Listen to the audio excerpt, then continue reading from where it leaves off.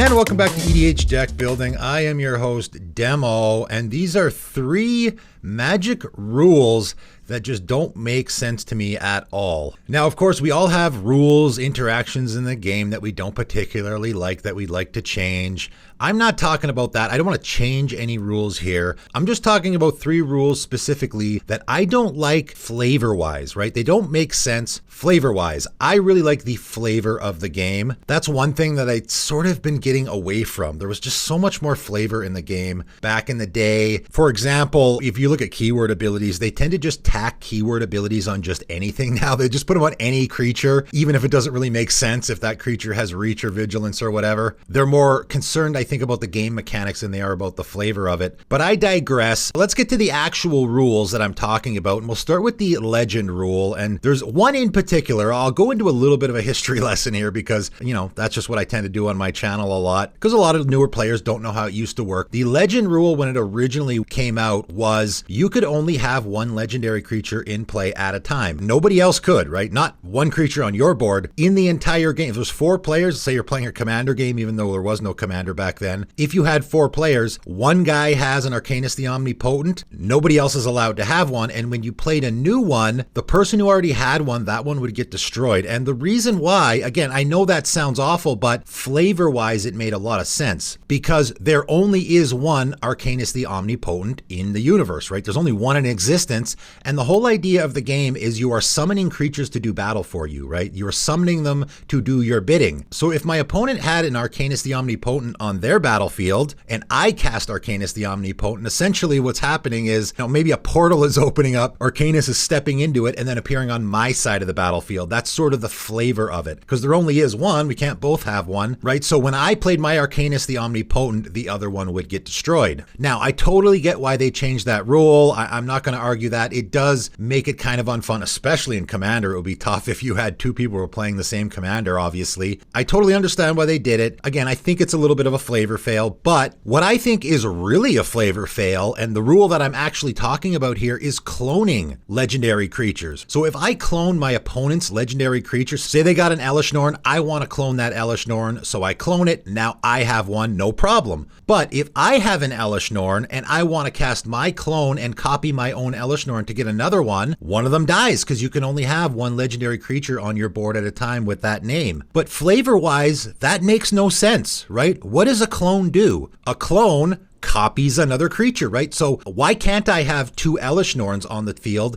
if one of them is a clone copy? The original Elish Norn is still there, sitting there, doing whatever they're doing, and the new Elish Norn is a clone that has transformed into an Elish Norn. So flavor-wise, it actually makes perfect sense that you can clone copy a legendary creature and have multiple clone copies. Why wouldn't you be able to? Because those copies aren't the actual Elish Norn, they're clones. So again, I'm just saying flavor-wise, it actually makes no sense that you can't have a cloned copy of your own legendary creature. Another rule, flavor-wise, that I think makes no sense is the fact that you can crew vehicles with creatures that you just cast. So again, getting into the history of the game, you have this thing called summoning sickness, right? And of course, any creature that has haste isn't affected by summoning sickness. I don't know if summoning sickness is actually a real thing in the game or not, or if that's just sort of a slang term. Cards used to say this creature is unaffected by summoning sickness. I don't know if they actually completely got rid of that summoning sickness term or not. Obviously, they changed it into the keyword ability haste. But again, summoning sickness is a flavor thing, right? You're summoning the creature to do battle for you, and as soon as it hits the battlefield, it's disoriented, right? That's the whole idea. Maybe it's dizzy, whatever. It can't attack, and it can't use abilities that have a tap ability. So again, you have your Arcanist,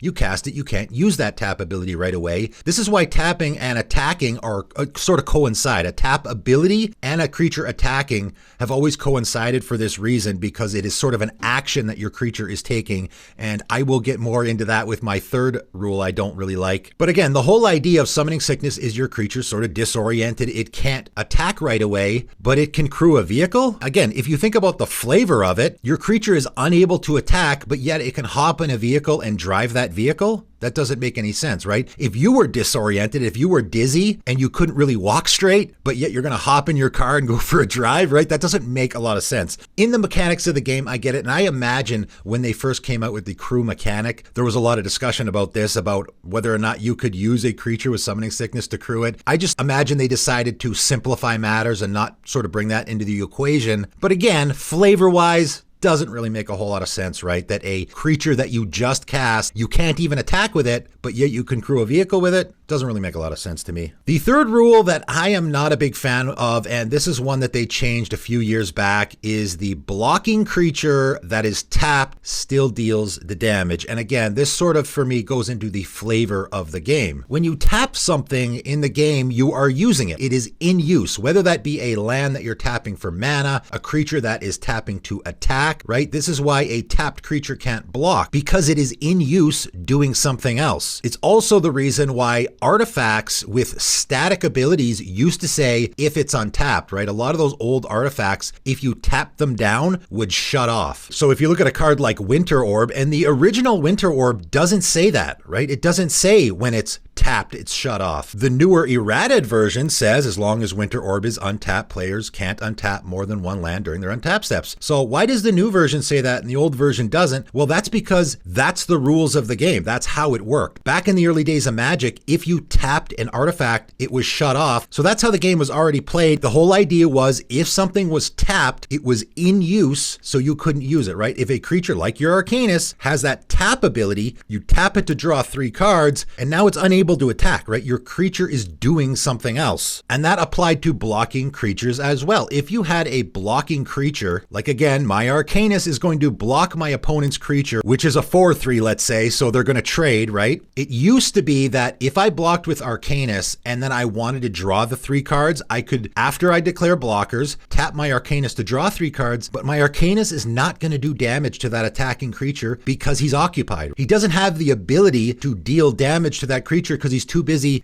casting a spell, whatever is required for him to draw those 3 cards. He's doing that instead, right? Again, this plays into the flavor of it all. And of course, they changed that rule. So now when a blocking creature is tapped for whatever reason, it does still deal the damage. Again, I think that's a flavor fail in my opinion. And it makes a card like Master of Arms one of the most useless cards ever now, right? 2 and a white, human soldier 2/2 with first strike. And you can pay 1 and a white to tap target creature blocking Master of Arms. So again, that ability is essentially useless now. I mean, I suppose if you had a Verity Circle in play, you could use it to draw a card or something, but that ability, the way it used to work is you attack with your Master of Arms, your opponent blocks with a creature, you tap that blocking creature and it shuts it off, right? It makes it so that creature isn't going to deal damage to your Master of Arms. Now that does nothing, right? This is really one of the most useless creatures out there now. Now that ability does almost literally nothing because tapping a blocking creature doesn't really do anything. Now, I'm not saying I don't like that rule change because it makes Master of Arms a bad card. Again, I just think the flavor of it has been lost, right? The whole idea behind Master of Arms is he's a fantastic sword fighter or whatever, right? So no matter what creature he does battle with, he's going to sort of parry and weave and whatever and keep that creature from dealing him damage. So it's great flavor, and that flavor's sort of lost, right? Arcanus the Omnipotent blocking,